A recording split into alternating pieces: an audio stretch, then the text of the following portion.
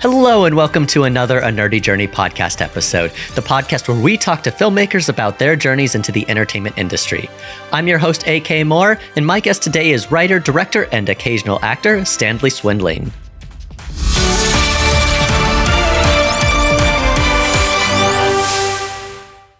Stanley, thank you so much for joining us here today. Hey, good afternoon. Thanks so much for having me, AK. Good afternoon. Are you giving away what time we're filming? How dare you? Yes. The golden hour is streaming through the windows of my Silver Lake apartment, and I'm feeling refreshed as every Angelino should. The weather is finally turning in a really positive way. I fully agree with that. And so are my allergies. Actually, no, they're turning in a negative way, but that is beside the point. Thank you for coming on your Saturday afternoon here in beautiful sunny Los Angeles. You could be hiking, but you're here talking to all of us about your filmmaking career, and we thank you for that. So you've had a little bit of a few interesting jobs in the career, but before we get into any of those, I want to know what made you want to go into this to begin with. Well, I think my journey, so to speak, is about the same as many people who enter this industry. I was very much a latchkey kid, was not particularly active growing up, but I loved movies. I loved TV. Had a TV in my room from a very young age, and that was a terrible decision on my parents' part. Lucky you. Because it inspired me to stay up. Right. I stayed up all hours of the day and night, just watching and consuming, and it made me really a fervent advocate for storytelling. And so moving into college, I had to make a decision if, this crazy artistic career that everyone tells you should not pursue because it's financially irresponsible or, just a 1 in a million chance. I had to, tune out all of those voices in the same way everyone does and just convince yourself that it's your life calling. And I am still driven to tell stories to this day. So, ever since probably a young age, I've been passionate about storytelling. When you were in college, did you doubt your choice to go into the film industry at all? I think in the moment, probably not. I was surrounded by people who were brimming with talent, who were talking about movies and TV, same as me, all day, every day. Mm-hmm. And so I felt a really strong sense of camaraderie and that collective passion that was just kind of thrumming through the air whenever I would go into class. I think I didn't start wavering until I left college. I had earned my degree, and you get down to the nitty gritty of actually trying to pursue a creative career. And it's obviously difficult, and it can be exhausting and thankless. And you start to reevaluate and relitigate every decision you've made at that point. And you could go a million different paths, but ultimately you have to accept the decisions you've made and remember, why you got into it, which is the most pithy advice someone could possibly give. But I'm inspired every day by other creative people. I try to find those people the same way I did in college and just surround myself with them. I definitely think that can be a helpful tidbit, which is surrounding yourself by positive people who, even if they're not where they want to be yet, are all striving to make stuff happen. Because if you're around those people, it's going to continue to keep your hopes up and your energy up, and you're just going to be in a nice positive headspace to move forward. And on that note, I think you're actually one of the few, you might be the only person who I've had on so far who went to grad school in addition to getting an undergraduate degree. So college in general, undergrad, grad school, what are your recommendations? And positive and negative on both sides, because it's not an easy choice for people to make, especially creatives.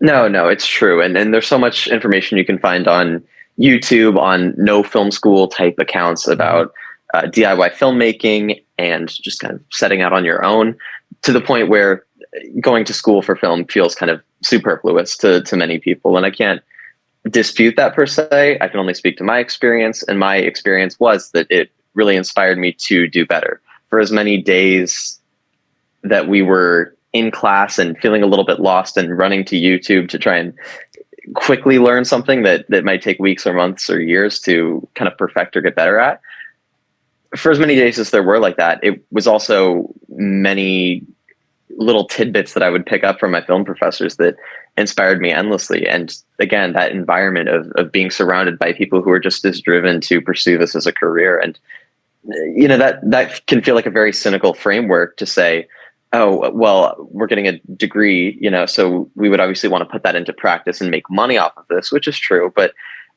I think it's also being surrounded by people who view themselves not just as, student filmmakers, but as people who are honing their voice, veritable artists who are going to, come up and have a big break one day. I think that was just as important to me. Grad school, same experience. I think Okay. my decision for, going to grad school was I wanted to come to Los Angeles. I wanted to move, and I wanted a You wanted to make reason, sure that not when you did move, you were as poor as could be. absolutely, exactly. But with a mirage of imaginary wealth because of student loans that you don't have to pay off for years and years. So, Yes. moving for with the impetus of grad school was, just kind of my decision at the time. It seemed like a good idea. And I still stand by grad school being a wonderful experience. I got everything that I wanted from it. I, again, was able to build that foundation of a network, people who I felt very much on the same page with, people who I still speak to on a daily and weekly basis, and we're still making projects together. So even if you feel like you can learn everything that you're going to be taught in film school from the internet, that might be true, but you're losing so much of that networking or even just the ability to meet people and have conversations. That's great practice, as cynical as it sounds. It's great preparation for moving into the film industry where connections truly are everything. It's the difference between kind of falling flat and losing out on work versus being able to string along jobs in a way that's going to sustain you. And do you feel like going to college, or specifically going to grad school in LA, helped ease the transition of you moving to LA at all? Absolutely. As an artist, you meet a lot of people who are very freewheeling. They just kind of go with the flow, which I respect. I am the opposite. I am a very pragmatic person, and I live or die by my schedule. I absolutely need structure. This is what you hear from a lot of, yeah, exactly. Right here. AK is, waving his hand like, yep, that's me. I live and die by structure. I think this is a symptom of anyone who was ever a quote unquote honors kid. You're taught structure from the minute you enter any kind of American formal education system. And so it's hard to break from that. It's hard to unlearn that. And I don't think you should or have to unlearn that to be a functional adult. You just need to find those structures again and create them for yourself once you've left school.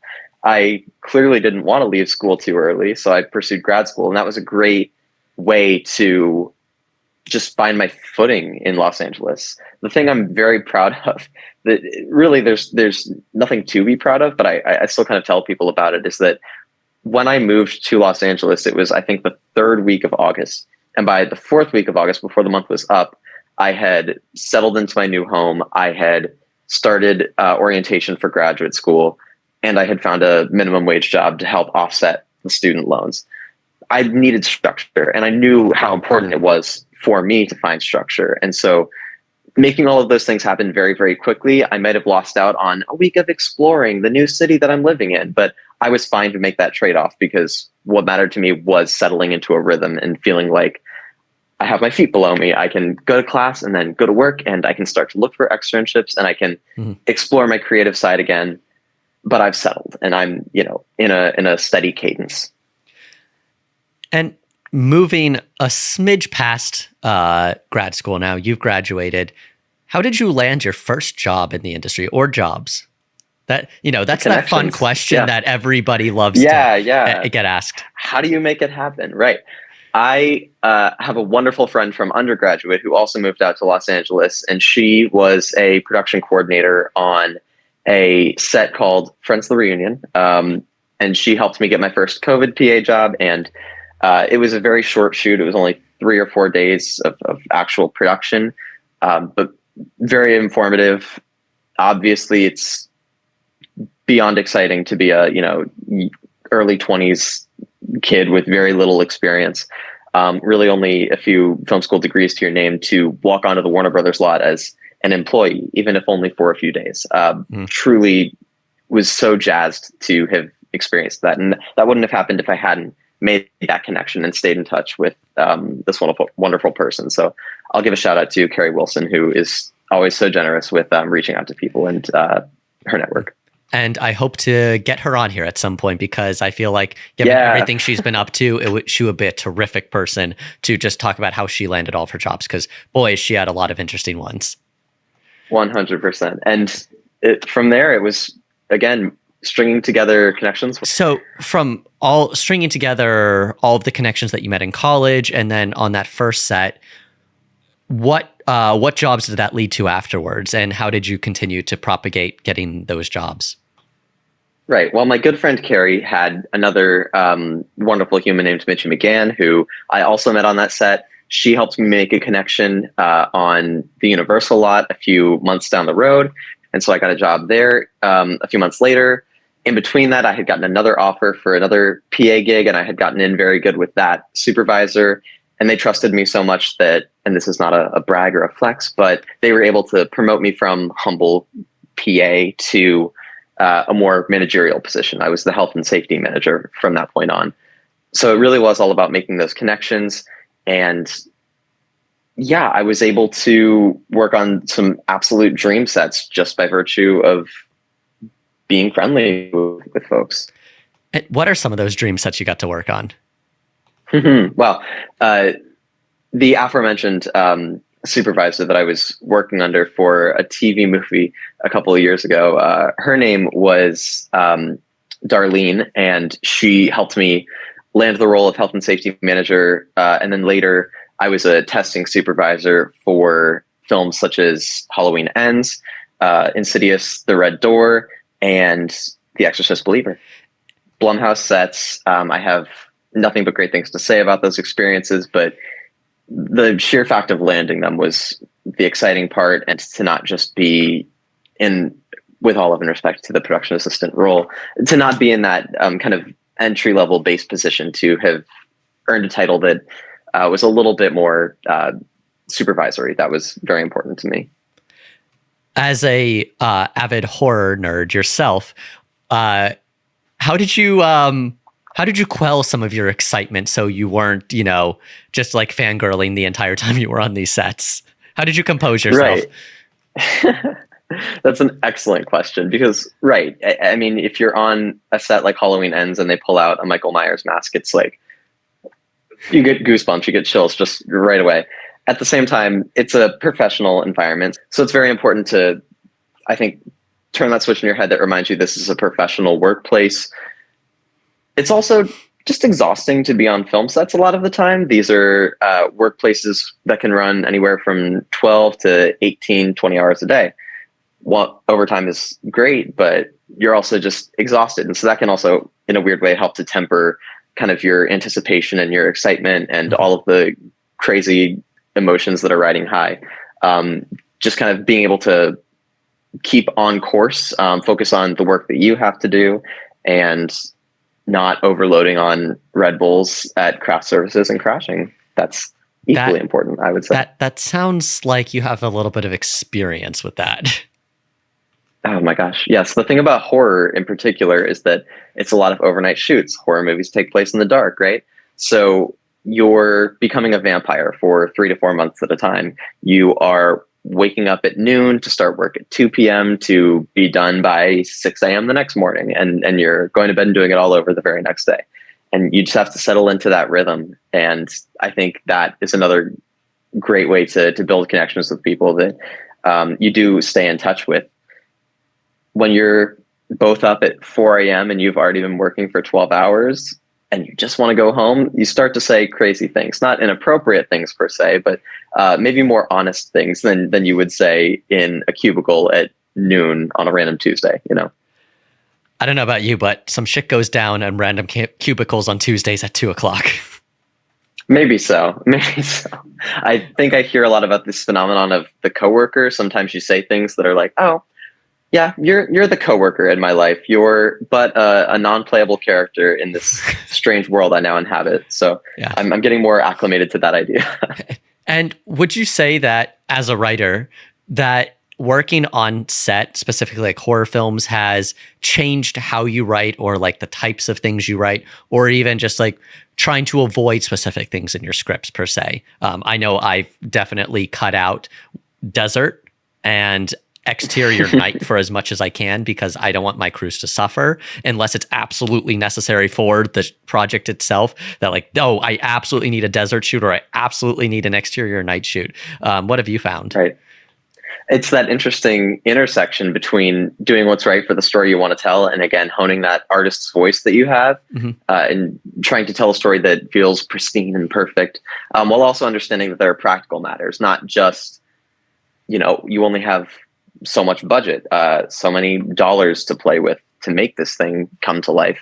But it's also, like you were saying, the workplace itself, treating your workers humanely and not pushing people to the point of exhaustion. When you do start to work these long hours, there can be a lot of scary days and nights with yourself, with coworkers, where you are driving home and you probably shouldn't be. You're blinking to stay awake and playing music at max volume because you just need to get home. It's been a long day. So yeah, you try to keep humanity in mind while not sacrificing your art. But I do think it's that negotiation that you have to learn very early on in your career, in your education, whatever you want to call it. I think it's so important to think about the practical matters. And I don't know if I change things in the script writing phase, but I think moving into production, it's very important to be flexible and to keep an open mind about settings, times of day, character beats, all of that stuff. My co-writer, Rachel Kiley Gross, and I recently wrapped on a short film that we shot in Florida. Congrats. And thank you. It was one of the most thrilling experiences I've had in a long, long time. I was very excited and honored to be on that set, even as it was, quote unquote, my set. But at the same time, we had 3 days to shoot a full short film in one location. On the one hand, that can make things very easy. There's not too many ambitious company moves. At the same time, when we were writing, I think we walked with that privilege of thinking, oh, well, we have this location.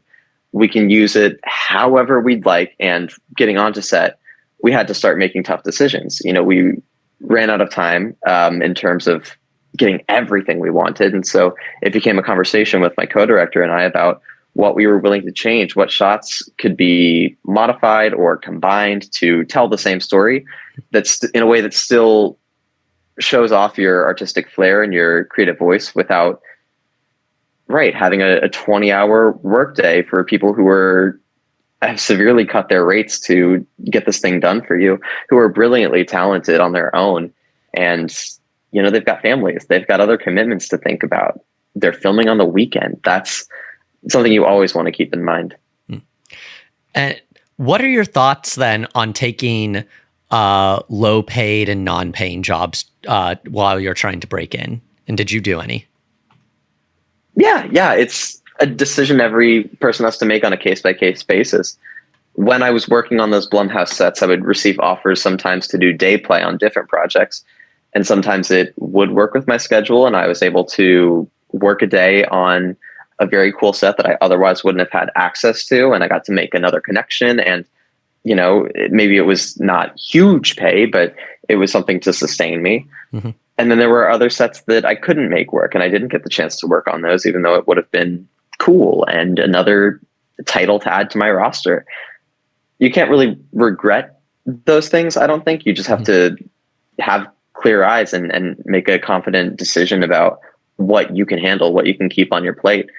You certainly don't want to burn yourself out, especially if you're not in a more in a larger professional situation. If you're not directing or writing the project, if you're just PAing, you have a much lower stakes, and that can make decisions quite easy.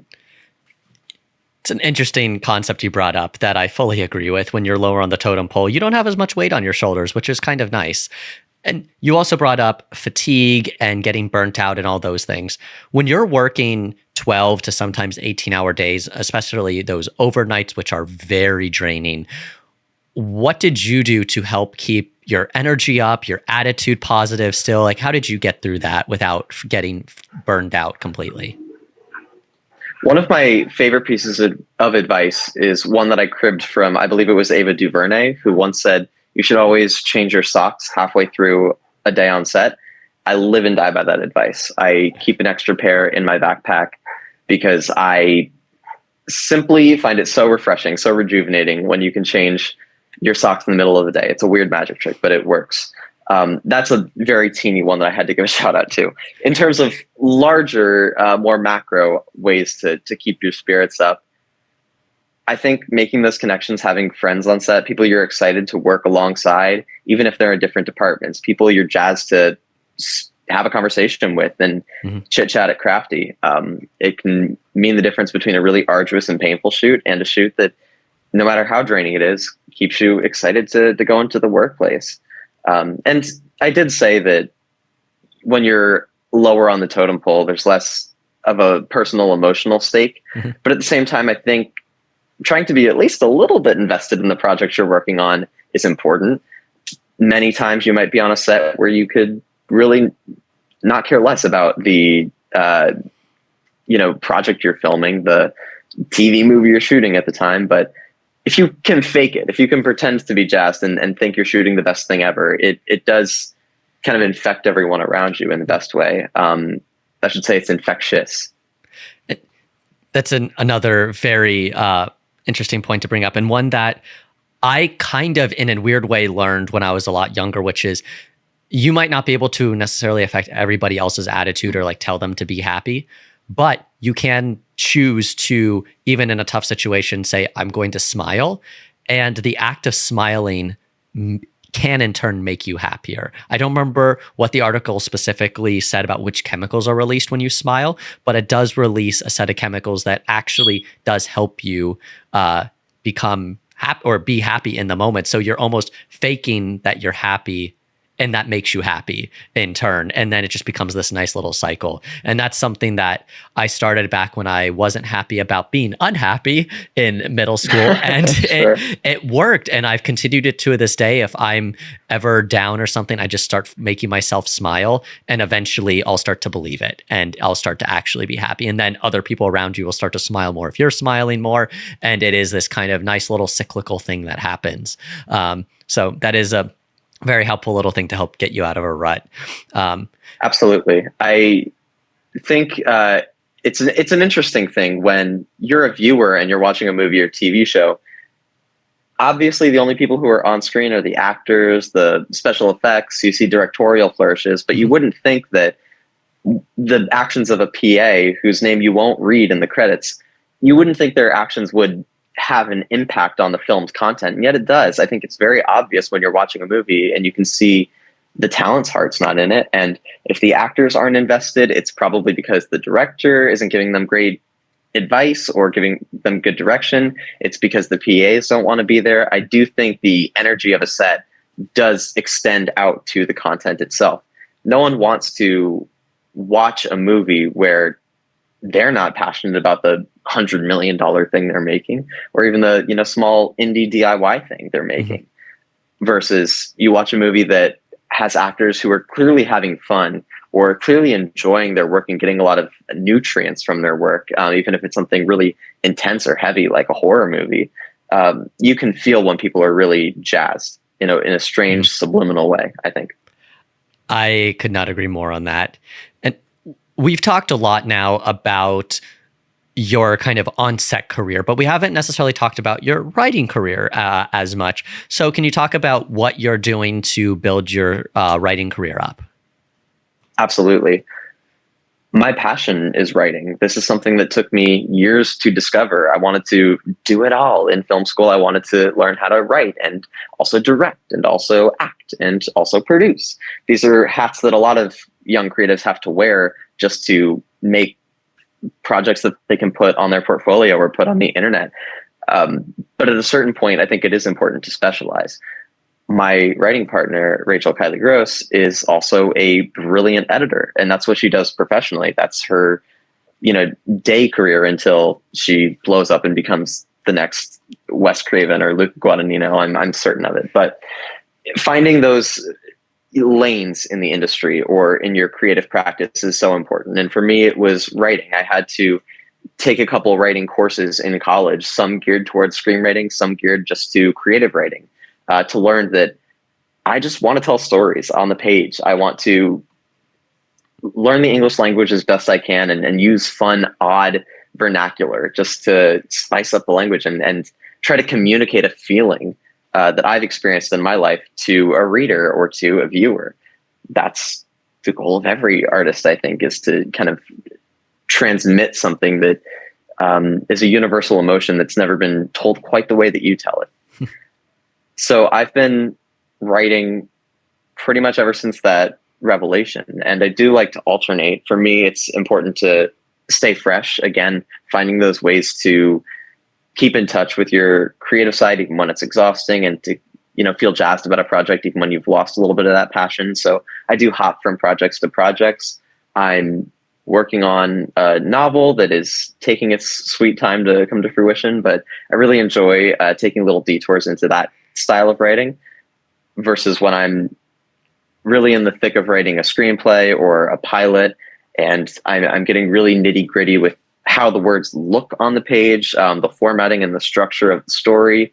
Screenwriting is far more technical than a novel, where you can just sort of write into the ether. And it's also different from the blog that I write, which is, I try to write about 2,000 words, a short story, or some sort of essay on something that's happening in the culture. Basically, I can't stop yapping, and I just try to find healthy, normal ways to process and channel that yapping into something constructive that other people will find value in.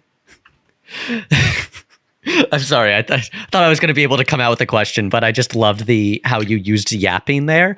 And I also like how you mentioned when you were talking about your novel, you didn't say that you were taking your time on the novel. You said that the novel was taking its sweet time. Like, you anthropomorphized the novel and put on your own, I don't want to say shortcomings, because it's not. Writing takes time. You put on your own time scale to the novel and attributed it to that. And I think that that's just really funny and cute. And I get that, because projects take time. They are the project. And regardless of, it's you driving it, it's always, the project's taking a bit of time. It's funny. It's kind of a universal truth among whether you're writing or you're building a house. Like, projects taking longer than I thought. Absolutely. But at the same time, they can happen very quickly. When I was in graduate school, one of the courses that I had to take was writing the comedy pilot. And I had never written a comedy pilot before. Comedy isn't exactly my lane. I like to dabble, but I think every writer does. I'm not a comedy writer. I'm more on the genre side. So this class daunted me for a bit. We got to about a month in, and it was time to hit the pavement. You had to get your pilot outlined and written in a week. And I still didn't know what story I was going to tell. I panicked. But I was also going to an internship that had a 45-minute commute. And from that internship, I was going straight to my classes. And I knew I would get straight from my internship to my class. And I thought, oh, well, I have to have something to present. I don't know what I'm going to say. And what is the quote? Necessity being the mother of invention.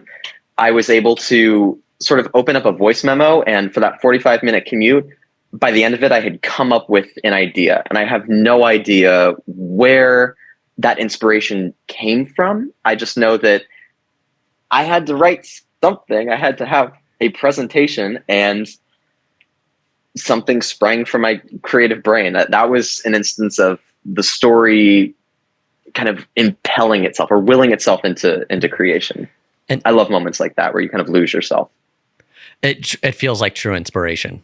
And those genuinely feel great. You're not trying to force an idea. It just comes out naturally. And those just have a different flow to them. And I think we all yearn for that. And when you were starting out and as you've continued, are there any tools that you feel like every young writer should have as they're starting to break in? Tools as in practical tools like a hammer, or existential tools? I mean, I've definitely found that hammers are helpful when writing, but besides having a hammer right next to your keyboard just to smash it whenever it's not typing what you want it to, what type of is there software? Are there, a specific, chair? I've heard some writers say those like levitation chairs where it puts you back in a leaning position. Like, I'm curious, like, what are your things that you're like, these are like must haves? Does everybody need Final Draft? Does everybody need, like, what type of tools would you say writers should have? Is there a specific thesaurus that's better than the others that helps you with all of the different types of synonyms you come up with for walk? That's the dirty secret of every writer, is that you use the thesaurus way more than you want to let on. You'd like to think that all these great SAT words are coming straight from your brain, but no. Sometimes it's just the only word you can think of is angry or crazy, and you just find a creative way to say that through Google. But to your point about tools to use, I don't use too much software, and I'm very leery of the idea of using AI kind of software to assist me. I've heard that's a practical way to kind of speed up more lugubrious styles of writing, but I just don't go for it, at least not yet. What I find really helpful is just being in the right environment. The tools I use are the space I create for writing. Part of that is truly like the environment, like in a physical, corporeal sense. Being in a coffee shop can be helpful. It's very humiliating on occasion to be in Los Angeles and to pull out your laptop in some coffee shop in Echo Park, and you're typing away at your screenplay that no one's probably going to read, and you're sitting next to someone else who's also writing the next screenplay that they think is going to be this big phenomenon. It's humbling, right? But the ambience of a coffee shop, the drone of the coffee, dripping and being ground, just people chattering or having conversations with the people they came with to the shop. For whatever reason, that's the environment sometimes that I need to just burn through 10, 20 pages at a time. Other times it's less, environmental context and more time. I have fallen off of this practice recently, and I'm ashamed to say that. But one thing that I found very helpful when I was starting my blog and trying to put out a new post every week while still having a day job was that I would wake up very early at a time that people think is insane, like 4:45. And I would brew a pot of coffee or set a pot of coffee to brew at 4:45. So I would wake up to the smell of it, and something about that fresh coffee smell and taste just locks me right in. And I can sit at my computer and write for 2.5 hours before I have to go into work. I find that extremely rejuvenating, and it bleeds into the work day, even when you're not performing a job that is necessarily creative or isn't your quote unquote dream job. I still want to be good at that job. I still want to bring an infectious positive energy to that workplace. So it's important to find these practices that help you feel creative. And if it's waking up at 4:45 to write something that day, more power to you.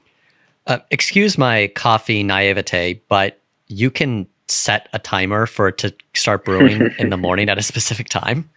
Yeah, of course. If you got a big old pot, you just put the coffee grounds in the little filter. You just tell the little machine, beep, boop, I want to have my coffee at this time, and it just brews it for you. Okay. More you know.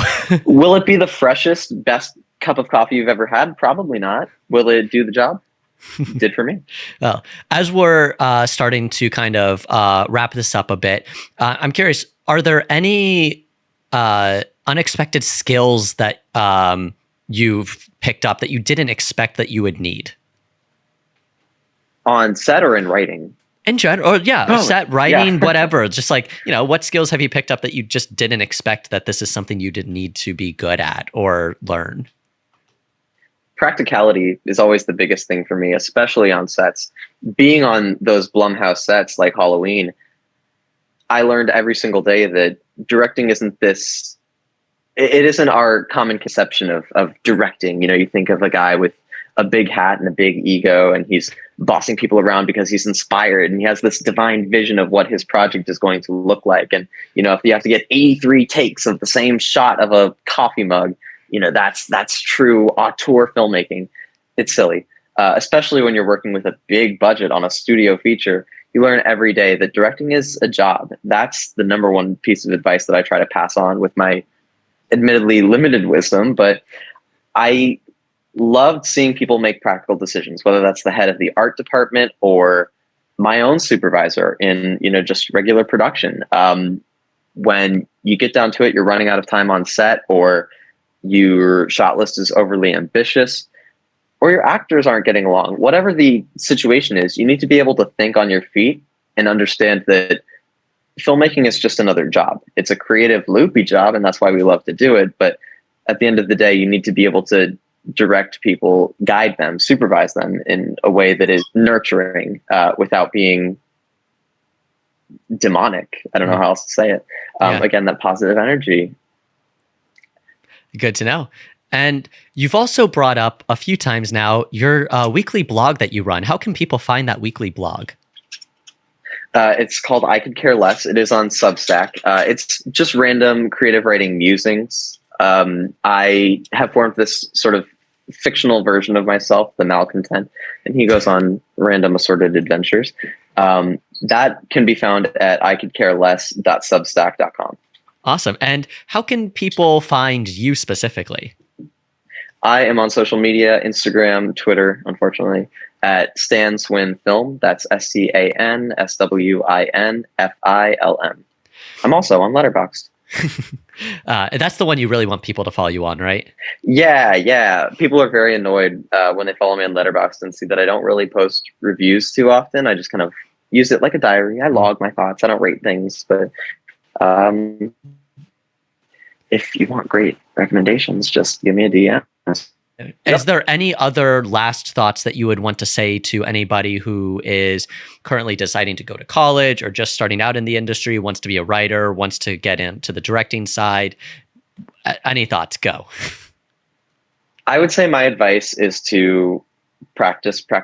Write even when you know it's bad, because it can only get better from there.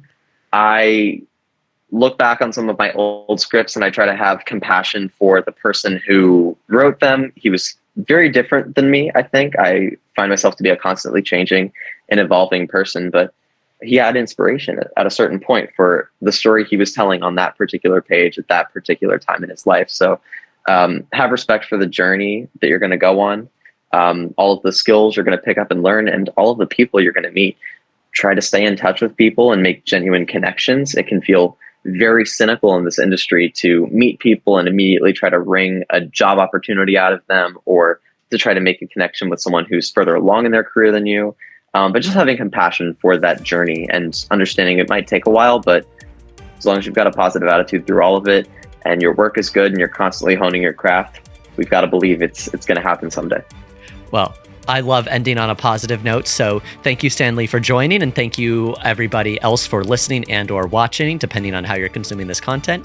This has been a nerdy journey, and you can follow us on Instagram, unfortunately, Twitter, and Spotify, everywhere else where you can get podcasts, on YouTube as well. And I will see you all on the next one.